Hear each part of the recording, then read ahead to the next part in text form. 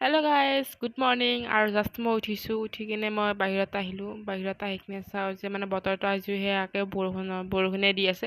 তাৰপিছত মই আহিলোঁ আমাৰ ভাত কেৰেলা কেইটা কিমান কেইটা লাগিছে, ক'ৰবাত দুটা ক'ৰবাত এটা তেনেকৈ লাগিছে। তাৰপিছত মই আহি পিনে ইয়াত ৰৈ আছোঁ, বাইদেউ আহি আছে কলেজৰ পৰা।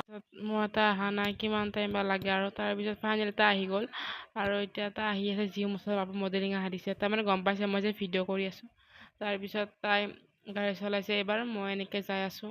আৰু এইফালে চাওকচোন, আকাশখন ইমান ধুনীয়া লাগিছে, কি ক'ম আৰু মই আকাশখন ভালেই পাওঁ বাৰু।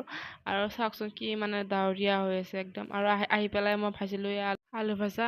আৰু এতিয়া দুপৰীয়া সাজৰ কাৰণে আৰু তাৰপিছত বহুতে মই কাম বন নকৰোঁ, কিন্তু মই বহুত কাম কৰোঁ গাইছ। কাম কৰি কৰি ভাগৰি যাওঁ। আৰু এয়া পাৰ মাংস এতিয়া বনাই আছে। মছলা আৰু আলুৰ কাৰণে ধৰিবই পৰা নাই, যিহেতু পাৰটো বহুত ডাঙৰ। আৰু এতিয়া ভাতটো